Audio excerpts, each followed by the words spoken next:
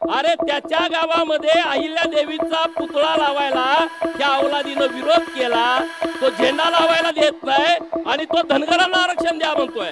हाकेसराच्या गाडीवर दगड टाकणारा गेवराईतला म्हणतोय धनगरांना आरक्षण द्या. अरे काय आम्ही एवढे येडे राहिलोय काय? म्हणजे ओबीसीचं सगळं आरक्षण केलं पाहिजे, धनगर बाजूला पडला पाहिजे, माळी समाजाला एकटं पाडायचं आणि वंजाऱ्यांना शिव्या द्यायच्या. हा तुमचा एक कलमी कार्यक्रम चाललाय. समाजाला कशा काय शिव्या देऊ शकता रे? कसं काय तुम्ही देऊ शकता समाजाला शिव्या एखाद्या? आणि म्हणून हे इथून पुढच्या काळामध्ये आपण खपून घ्यायचं नाही. आपला ओबीसी चळवळीचा एकच नेता आहे आणि तो छगन भुजबळ साहेब आहे. आणि छगन भुजबळ साहेब ठरवतील ती दिशा आपली आहे. भगवान बाबांच्या नावानं, बाळू मामाच्या नावानं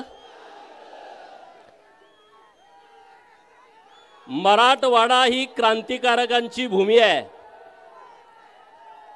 आणि या क्रांतिकारकाच्या भूमीमध्ये बीड जिल्हा क्रांतिकारी आहे.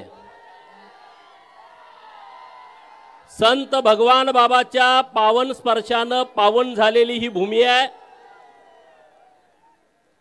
कवी मुकुंदराज यांचा सहवास या भागाला लाभलाय.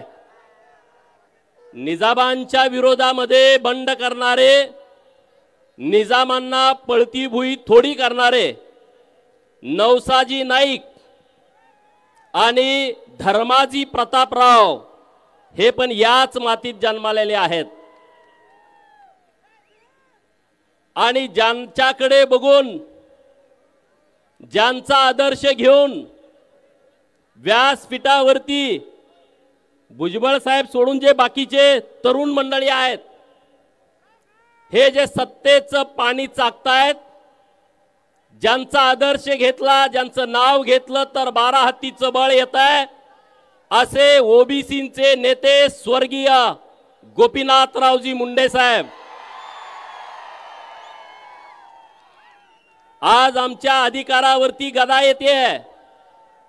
आमच्या हक्काचं संरक्षण करण्यासाठी मागच्या 2 वर्षापूर्वी कुणाची बोलायची हिम्मत होत नव्हती. अशा काळामध्ये ज्या सिंहानं डरखाळी फोडली ते छगनराव भुजबळ साहेब व्यासपीठावरती आहेत.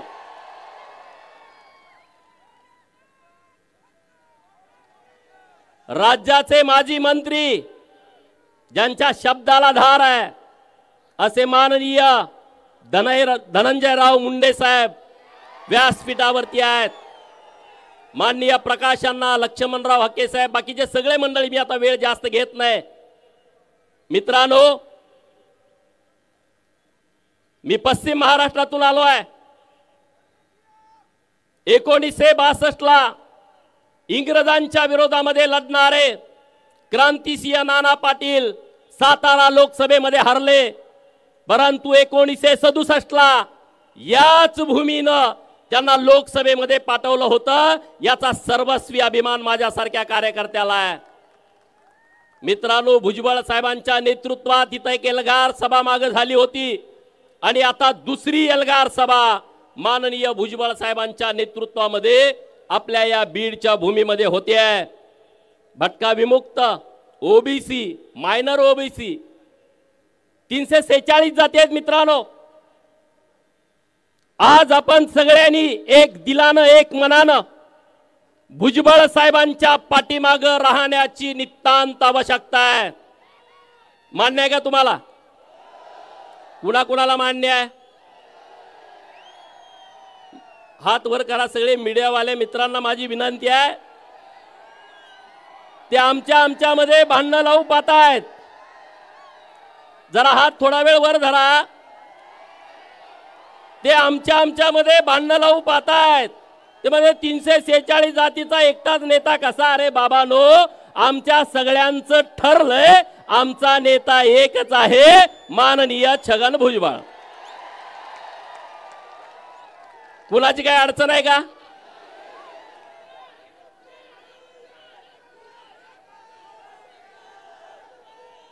मित्रांनो, माधव हा फॉर्म्युला पण मागे बघितला होता राजकारणामध्ये. माधव म्हणजे कृष्ण, आणि कृष्ण नीती आपण आता अवलंबली पाहिजे. सगळ्यांनीच लढायची आवश्यकता नाही. सगळ्यांनीच हातामध्ये सुदर्शन चक्र घेण्याची आवश्यकता नाही. आणि प्रत्येक वेळेस लढताना आपल्याच हातात बाण येईल असं नाही. कधी कधी अर्जुनाकडे बाण द्यावा लागतो आणि आपल्या सर्वांचा अर्जुन इथं व्यासपीठावरती बसलाय. बाण त्यांच्या हातामध्ये आहे. बाण त्यांच्या हातामध्ये आहे. आपण सगळे सैन्याच्या भूमिकेत आहोत, कार्यकर्त्याच्या भूमिकेत आहोत. तिकडच्या आळीमध्ये बऱ्याच गडबडी सुरू आहेत. त्यांना माहित आहे ओबीसी मध्ये जर फूट पाडली तरच आपलं गणित जुळू शकतं. आणि म्हणून त्याने एक पिल्लू सोडलं. काय पिल्लू सोडलं? की धनगरांना एसटीतून आरक्षण द्या, आमचा पाठिंबा आहे. धनगरांना एसटीतून आरक्षण द्या, तुमचा पाठिंबा आहे. आणि तुमचा बाप तिकडे बसलाय, तो तिकडे विरोध करायला लावतोय. हे कळत नाही का रे धनगरांना? धनगर काय एवढे काय तुम्हाला काय येडे वाटतायत का रे? घोडे लावण्याच्या तयारी धनगर आहे आता. तुम्ही त्या नादाला लागू नका.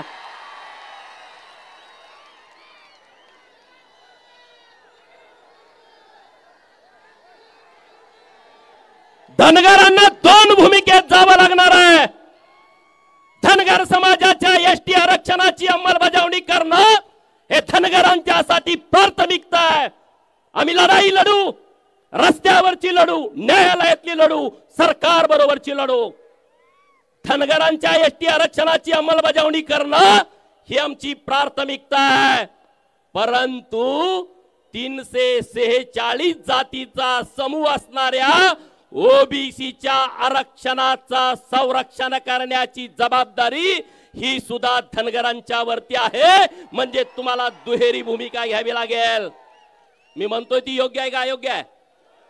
जरा जोरात आवाज येऊ द्या. म्हणजे दोन भूमिकेमध्ये धनगरांना जावं लागेल. अख्ख्या भटक्या जमातीनं वंजारी समाजाचा आदर्श घेण्याची आवश्यकता आहे. लढायचं कसं, उभा कुठं राहायचं, अधिकारी कसं व्हायचं, हे वंजारी समाजाकडून सगळ्या ओबीसी आणि धनगरांनी शिकला पाहिजे. धनगरांनी तर पहिलं शिकलं पाहिजे. अरे मग या प्रस्थापिताच्या छाताडावरती घरी जाऊन नाचाल तुम्ही, एवढी क्षमता आणि ताकद तुमच्यामध्ये आहे. माझा माळी समाज एकजूट आहे, परंतु शांत आणि संयमी आहे. आणि म्हणून हे महादेव भुजबळ साहेबांच्या उपस्थितीमध्ये मी त्यामध्ये काही विषय जोडणार आहे. माळी धनगर वंजारी हा माधव आता आपल्याला तो माधव राव करावा लागणार आहे. म्हणजे माळी धनगर वंजारी रामोसी आणि वडार हे समाज आपल्या बरोबर जोडून छोट्या छोट्या समाजाला, बंजारा समाज आपला मोठा आहे, एसटी आरक्षणाची मागणी आहे. हा आम्ही आमच्यात काही करू, आमचा पाठिंबा या सगळ्या विषयाला. परंतु ओबीसीची चळवळ खिळखिळी करण्यासाठी एका बाजूला धनगरांना पाठिंबा द्यायचा. पाठिंबा कोण देतोय? तो कारखानावाला. काय नाव त्याचं? अरे त्याच्या गावामध्ये अहिल्या देवीचा पुतळा लावायला ह्या अवलादीनं विरोध केला. तो झेंडा लावायला देत नाही आणि तो धनगरांना आरक्षण द्या म्हणतोय. हाकेसराच्या गाडीवर दगड टाकणारा गेवराईतला म्हणतोय धनगरांना आरक्षण द्या. अरे काय आम्ही एवढे येडे राहिलोय काय? हा म्हणजे ओबीसीचं सगळं आरक्षण केलं पाहिजे, धनगर बाजूला पडला पाहिजे. माळी समाजाला एकटं पाडायचं आणि वंजाऱ्यांना शिव्या द्यायच्या, हा तुमचा एक कलमी कार्यक्रम चाललाय. समाजाला कशा काय शिव्या देऊ शकता रे? कसं काय तुम्ही देऊ शकता समाजाला शिव्या एखाद्या? आणि म्हणून हे इथून पुढच्या काळामध्ये आपण खपून घ्यायचं नाही. खपून घेणार का? अरे दोन नेते आपले ओबीसीचे आहेत. छगन भुजबळ साहेब एकदा बोलले होते प्रेसमध्ये की बाबा आज आमच्या आरक्षणावरती एवढी गदा येते. गोपीनाथराव मुंडे साहेब आज हयात नाहीत. दोघंही आपले वाघ लढत होते. मित्रांनो, मुंडे साहेबांसारखा एक राजबिंडा नेता आपल्याला लाभला होता.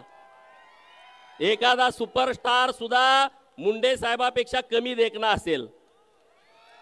व्यासपीठावर बसले आणि कंगवा फिरवायला लागले ना, आपण बघत राहायचो. बोलायला लागले तर ऐकत राहायचो. असे दोन नेते आपल्याला मिळालेत मित्रांनो. आणि म्हणून आपल्यात घाई गडबड करायची नाही. आपल्यात फूट पाडायचा प्रयत्न सुरू आहे. सतरंजीवरती बसायची वेळ आली. मला सांगितलं संयोजकांनी, गोपीचंद सतरंजी उभास, मी मांडी घालून खाली बसणार. कारण ओबीसीचा हक्क महत्वाचा आहे. ओबीसीचं संरक्षण महत्वाचं आहे. आपण सगळे नेते होऊ शकत नाही. आपण सगळे राजकारण यात आणायचं नाही. आपला ओबीसी चळवळीचा एकच नेता आहे आणि तो छगन भुजबळ साहेब आहे. आणि छगन भुजबळ साहेब ठरवतील ती दिशा आपली आहे. हे तुम्हाला मान्य आहे ना? मान्य आहे का सगळ्यांना? हात वर करून जोरात सांगा. मग आता भुजबळ साहेब तुम्ही ठरवाल ती दिशा आहे आणि त्या दिशेच्या सोबत आम्ही सगळेजण आहोत. अरे सरसकटचं प्रकरण आलं. सरसकटचं प्रकरण आलं. आमच्या मामीला द्या, मामाच्या मामीला द्या, मामीच्या काकाला द्या, काकाच्या पुतण्याला द्या. अरे काय सरसकट प्रकरण गेल्या वर्षी आलं. त्याचं एवढं वादळ उठलं. भुजबळ साहेबांच्या नेतृत्वात आपण सगळे एक झालो आणि बाबांनो ते सरसकटचं प्रकरण जागच्या जागी थांबलं. थांबलं की नाही थांबलं? नाहीतर आता सगळे आम्ही हे आहे आम्ही ते. आता मग तुम्ही कसं काय रे? तुम्हाला कमीपणा वाटत नाही का आमच्या बरोबर बसायला? हा, गरीब मराठा समाजाच्या विरोधामध्ये ना मुंडे साहेब होते, ना भुजबळ साहेब आहेत, ना गोपीचंद पडळकर आहे, ना धनंजय मुंडे साहेब आहेत.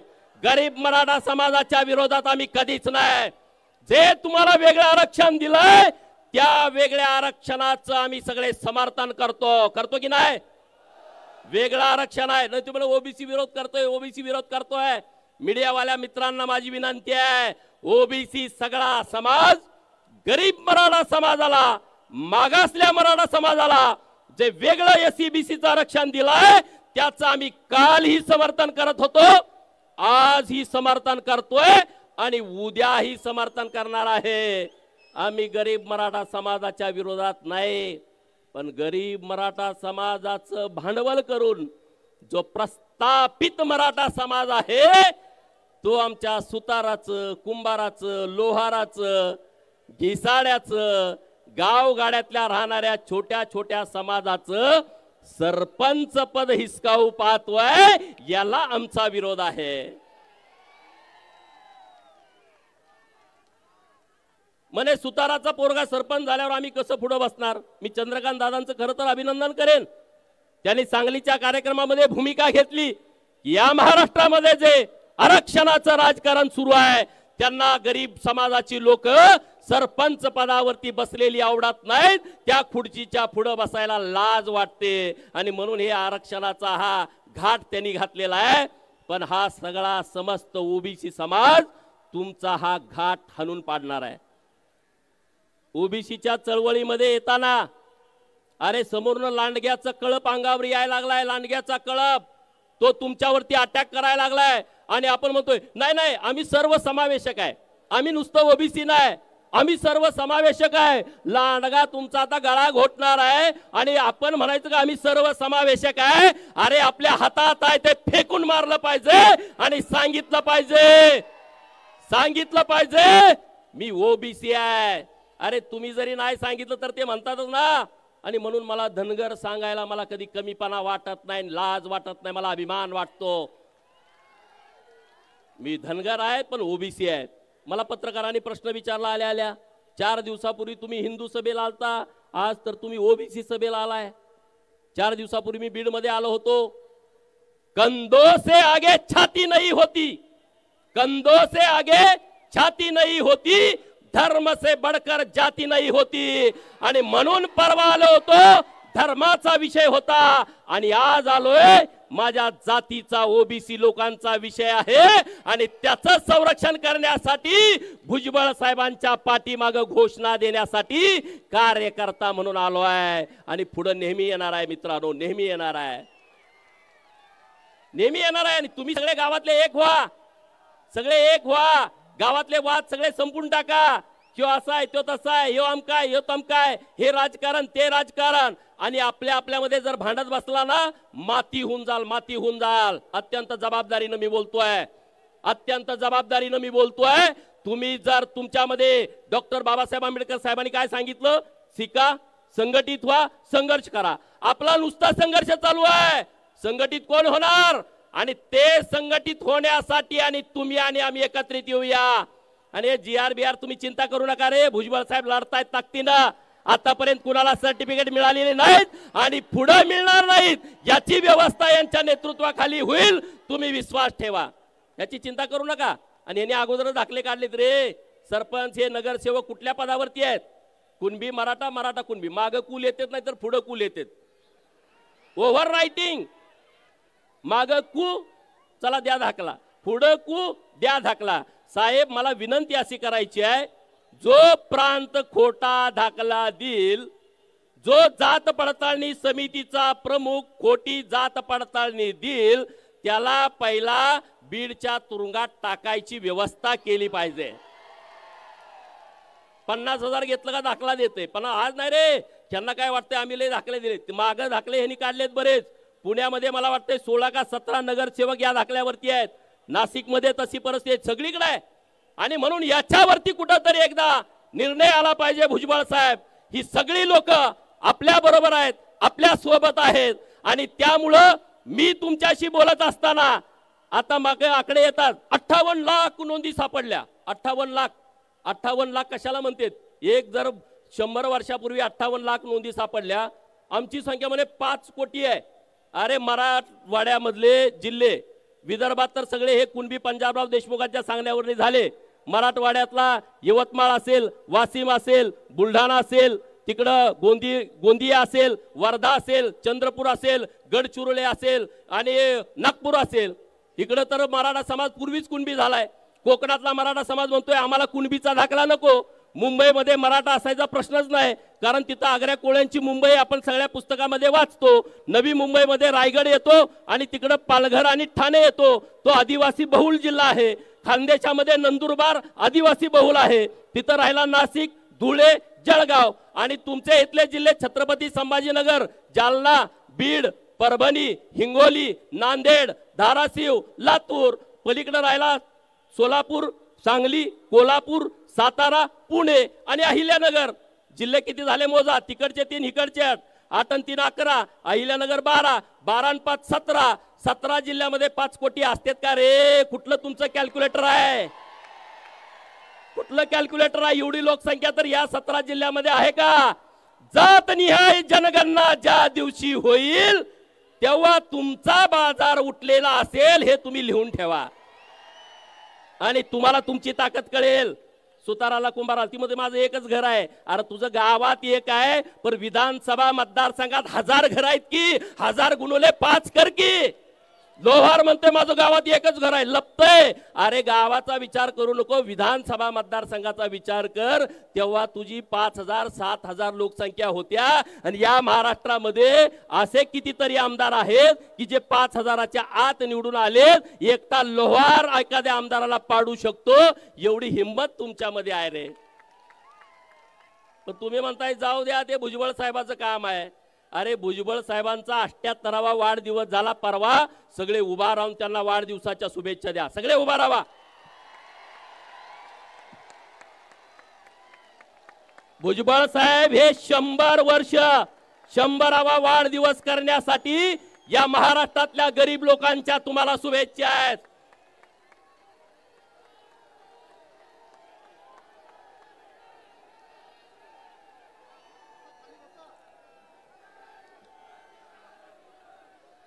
अरे मित्रांनो, हे म्हणले की जिथं मुंडे साहेब जातील, भुजबळ साहेब जातील, तिथं निवडणुकीला पाडा.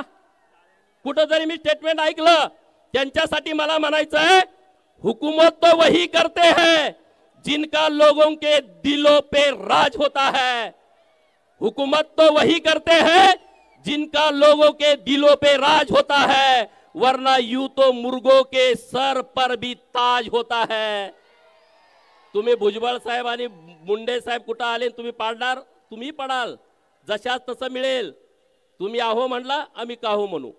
तुम्ही समजा दादागिरी करताय, मोठी माणसं आहे, तुम्ही 2 दिले, किमान एक तरी आमचं पोरग दिल ना, आणि द्यावं लागेल। नाही 2 दिल म्हणताय, 1 दिली तर 2 दिल म्हणताय। नीट ऐका, हे कायद्यावरती राज्य चालतं, दादागिरीवरती हे राज्य चालत नाही।